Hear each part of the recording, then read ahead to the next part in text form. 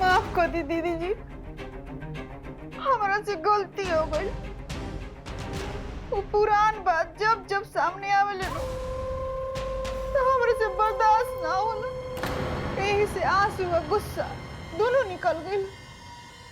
रवा तो जानते बानी नो कि गोपाल के बाबूजी के साथ एक का हो रहे,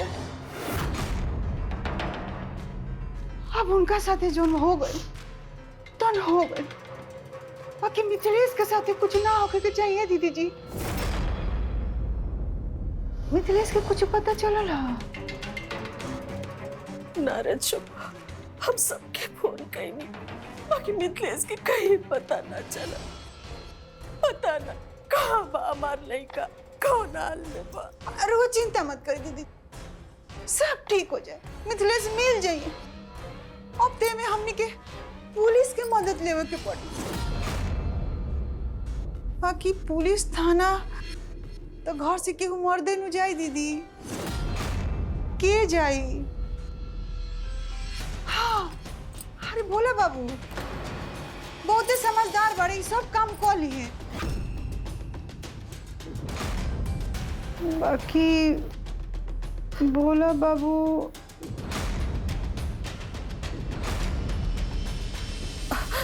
अरे जो हम जानता नहीं कि भोला बाबू ये घर के दामाद बाड़न, यही खातिर तनी मनी हिचकी चाहिए। बाकी मिथिलेश जब तक ना आ जाता ये घर की पूरा जिम्मेदारी भोला बाबू की देता। हाँ, जाके तू भोला बाबू के बोलता। बाकी दीदी जी रुआ अपने से कह दी भोला बाबू के, रुआ घर के बड़ है, रुआ कहे तो अच्छा रही। हम बुलाओ भोला बाबू के।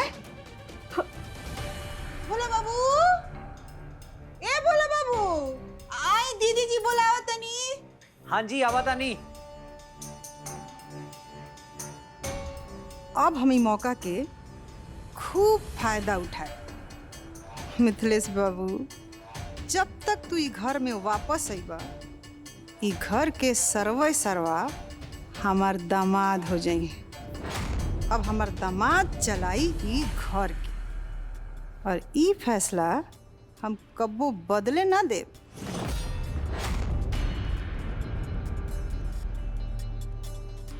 अरे कहाँ रह गई जी, आई ना। हाँ अम्मा जी। भोला बाबू, मिथिलेश के अभी तक कुछ पता ना चला, बाकी हम चाहता नहीं कि जब तक मिथिलेश ना आ जाए ये घर परिवार की जिम्मेदारी रहुए संभाल। रहुआ अपने आप के ये घर के दामाद ना, ये घर के मुखिया समझी। बाकी बस हमारे मिथिलेश के जल्दी से जल्दी पता लगा था भोला बाबू, पता लगा था। रहुआ चिंता मत करिए अम्मा जी, मिथिलेश भैया के हम ढूंढ के लाए।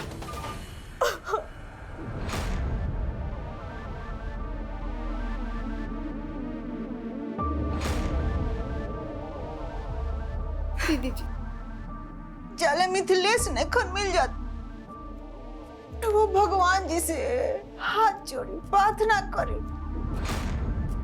कहे कि हमरा बहुत डर लगा था दीदी जी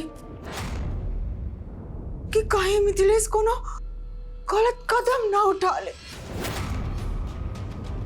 अरे ना ना ना ना ना, हे तुलसी मैया, हमरा मिथिलेश के रक्षा करियो। अब हम मिथिलेश जी की पत्नी ऋतु बोला तानी, मिथिलेश जी ओइजा बाड़े का? ना भौजी, मिथवा जी नहीं खा। ओइजा नहीं खे। अब अगर मिथिलेश जी के बारे में रहुआ के कुछ भी पता चले, रहुआ प्लीज हमरा के फोन करी। मिथिलेश भैया पता नहीं कहाँ चल गए बा, हमने के बहुत परेशान बनी जा। अगर उनकर बारे में कुछ भी पता चले फोन करी। प्रणाम। प्रताप, तू नया बाजार में जाके मिथिलेश के ढूंढा, कोई जगह छूटे के न चाहिए, जल्दी पता करा। नागेश जी एक बार पुलिस स्टेशन में भी फोन करी ना, शायद कुछ पता चल जाए। दीदी जी पुलिस स्टेशन में पहले ही फोन कर ले रहे हैं। अब एक बार फिर से पुलिस स्टेशन फोन कर ले लेते नहीं हम? हाँ हाँ करी। हमरा तो मिथिलेश के लेके बहुत चिंता होता। आ जाने वो कैसन होई, कहाँ होई, आखिर के जिम्मेदार बा ई सबके दीदी जी। मतलब हमनी के केहू के बारे में बुरा ना सोचे के चाही। अब हो जाला कबो कबो, नादानी में बहुत बड़ बड़ गलती हो जाला। अब ऋतु बेचारी का जानत रहे कि ओकरा वजह से हमनी के ई दिन देखे के पड़ी। हाँ इंस्पेक्टर साहब, का भइल? कुछ पता चलल मिथिलेश के बारे में?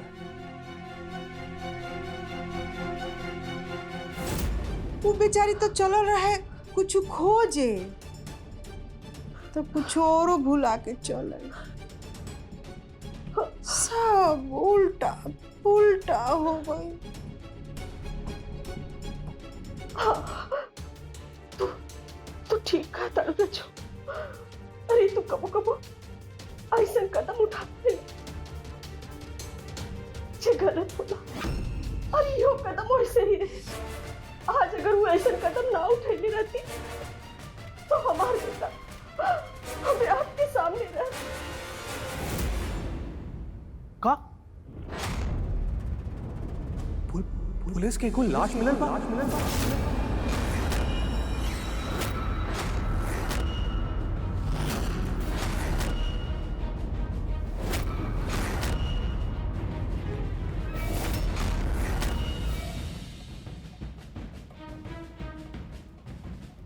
पुलिस के लाश मिलल बा।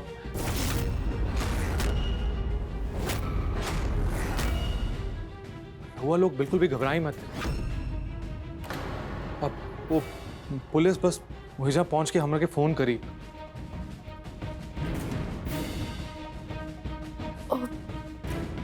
फोन पे पुलिस का बोली? कहने के रेलवे ट्रैक पे कोई लाश मिलल बा।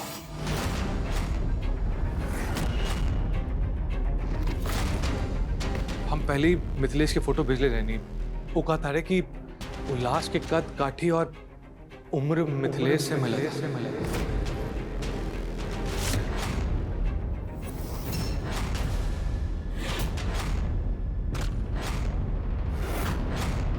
लेकिन वो वहां पहुंच के पता चल पाई कि लाश के घर बाप। दीदी जी, सवारी अपना पिल्टी पानी लेके आओ जल्दी से। ऋतु जी, ठीक हो जाए। सवारी ऋतु जी होश में है। ऋतु जी होश में है। ऋतु जी सब ठीक हो जाए। पान सब ठीक हो जाए दीदी। बोला बाबू, एकरा के पानी पियावे के कोनो जरूरत नहीं है। आज एक रे वजह से हमने का ये दिन देखे के पड़ा था। एक रे वजह से हमार मिथिलेश हमने के छोड़ के चल गए। ना माँ जी, ऐसे मत सोचिए। ये जरूरी नहीं कि उलाश मिथिलेश भैया के ही हुई। आजकल बहुत सारा लोग के रेलवे ट्रैक पर कटकर मौत हो जाली, पर हमरा के पूरा यकीन बा कि मिथिलेश भैया इतना कमजोर इंसान नहीं थे कि वो ऐसा हरकत करी। हर वह हिम्मत से काम ली और ऐसा उल्टन सीधन बात मत सोची। हाँ हाँ बोला जी, बिल्कुल ठीक कहा ताड़े। आप लोग बिल्कुल भी हिम्मत ना हारी। अभी पुलिस कहले रहनी कि ओकरा के सिर्फ लाश मिलल बा। भगवान न करे कि वो लाश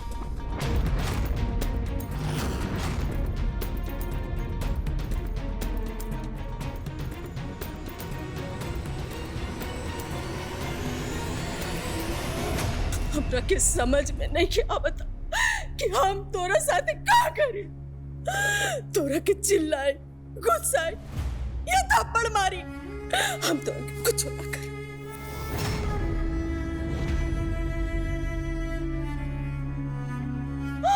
अरे तो हम तोरा के हाथ जोड़ा तानी, हमरा के हमार बेटा लौटा दे। हमरा के हमार बेटा लौटा दे।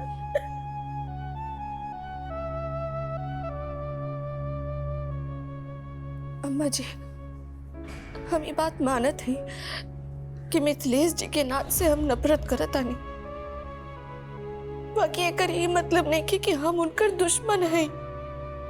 अरे हम कबो ना चाहब कि उनकरा साथे कबो कुछ गलत हो गए। वो जहाँ भी हुई है बिल्कुल ठीक हुई है।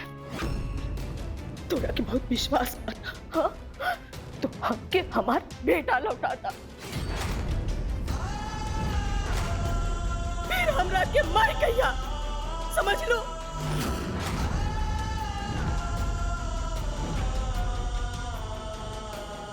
ठीक बा अम्मा जी।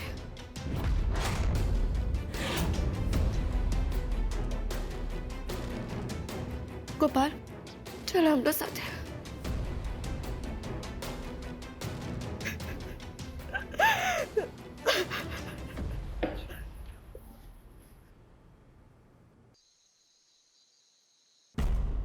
हाँ स्टार्ट। नमस्ते, हम ऋतु, मिथिलेश जी की धर्म पत्नी। हमरा के पता बा कि मिथिलेश जी रउआ लोग से अपन नाच के बारे में रोज बात करेले, बाकी आज वो एजा नहीं खे, यही से हम बात करत आनी। ओ दरअसल मिथिलेश जी हमरा से नाराज होके घर से बाहर चल गईले। रउआ लोग के कहीं भी दिखे या मिले तो उनकरा के हमार मैसेज जरूर दे दी। इंस्पेक्टर साहब, रहुआ लोग कब तक पहुंचे वो घटनास्थल पे? यहाँ ऐसा सब लोग बहुत परेशान बाड़े। रहुआ लोग सबने कोशिश करी कि इस समय मिथिलेश की माई के दिल पे का गुजर रहल बा। आप जाके बताएं कि वो लाश मिथिलेश के बा या केहू और के बा।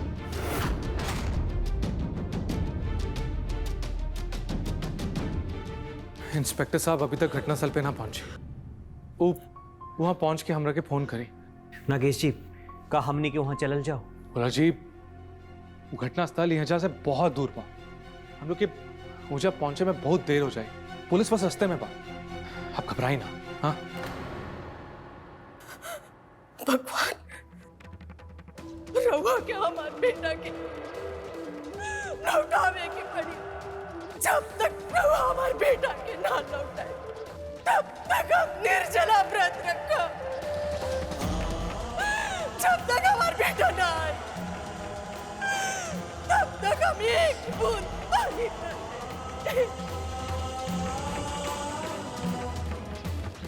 मिथिलेश जी, रउआ प्लीज घर आ जाइए।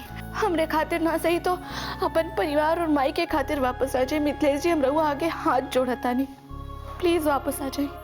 ऋतु भाभी इहो बोली कि रउआ अपन नाच और अपन कला के जिंदा रखे खातिर वापस आ जाए। देखी ऋतु भाभी, रउआ अगर ई बात बोलब ना तो मिथिलेश भैया के ऊपर बहुत जबरदस्त असर पड़ी और ऊ ई सुन के जल्दी से घरे वापस लौट आई। रहे दा गोपाल,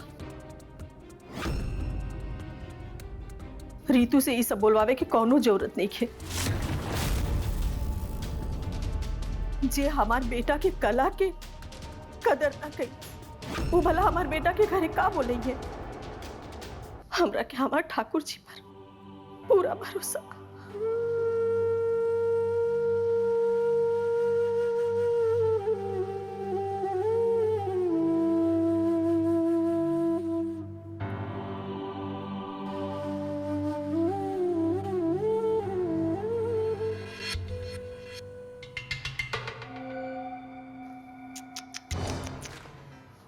बहुत गलत बात भाई, बहुत गलत बात।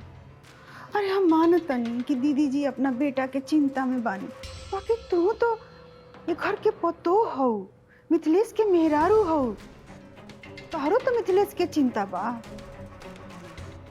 दीदी जी के ऐसे ना बोले के चाहत रहे, बाकी जाए दरी तू बेटा, दीदी जी के बात के नू दिल पे मत ली। बाकी तारा जो न अच्छा लगे तू उहे कर।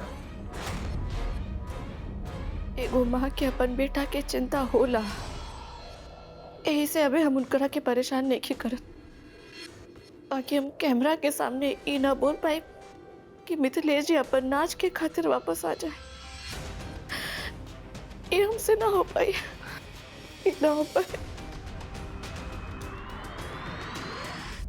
राउर के जवन मंत्र हम बतौनी है वो मंत्र के 1000 बार जाप करे के पड़ी ताकि राउर बेटा मिथिलेश सुरक्षित घरे वापस आ जाए।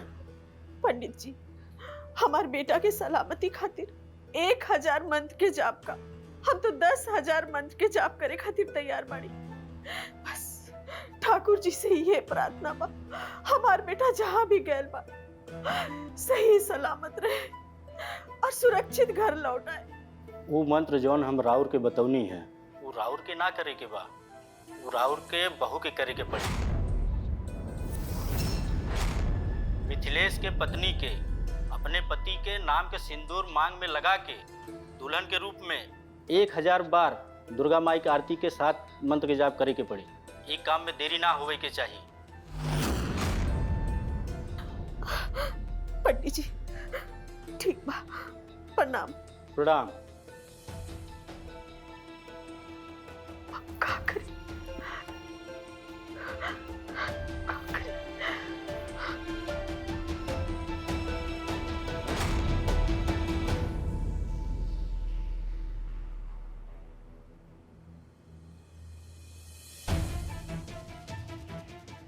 अम्मा जी, रहुआ एकदम निश्चिंत रही।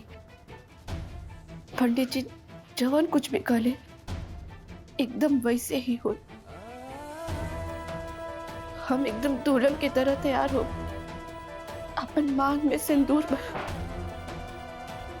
1000 मंत्र के जाप कर।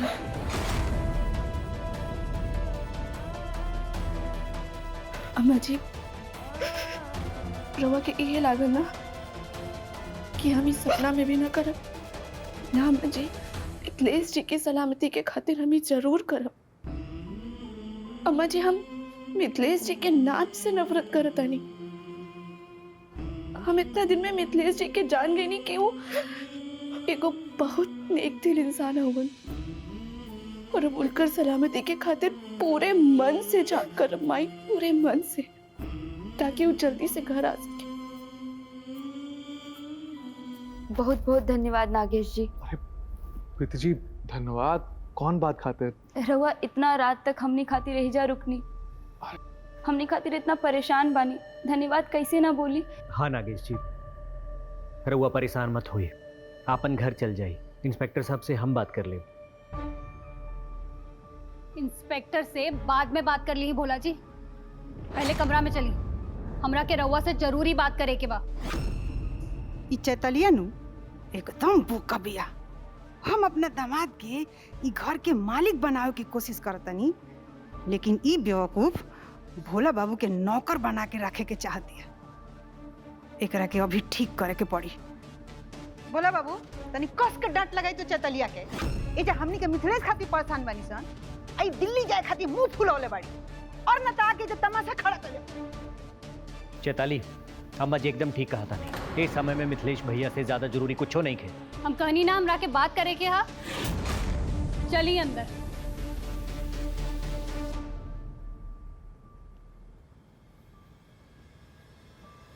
हमार दामाद भी ना अपना मेहरारू के सामने चूहा बन जाले, बाकी बढ़िया से ट्रेनिंग देवे के पड़ी भोला बाबू के, तबे जाके ई बनी है घर के मालिक।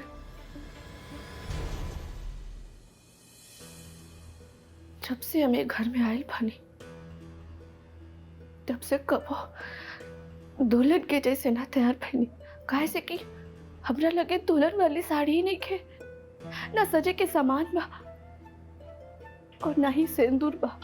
हम कैसे दुल्हन के जैसे तैयार हुई? क्या करिए हम?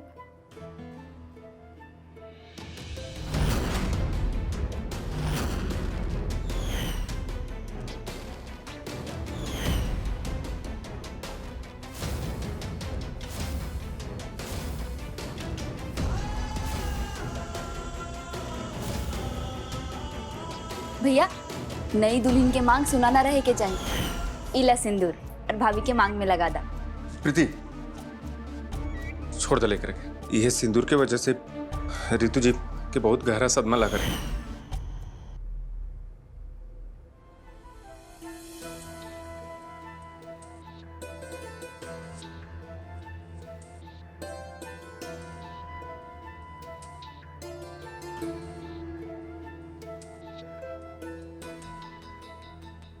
मिथिलेश जी, हम रउआ से पहले भी कहले रहनी कि जब तक हम ई घर में बानी एगो पत्नी के फर्ज निभाए। आज हम रउआ के खातिर अपनी मांग में रउआ के नाम का सिंदूर भरब।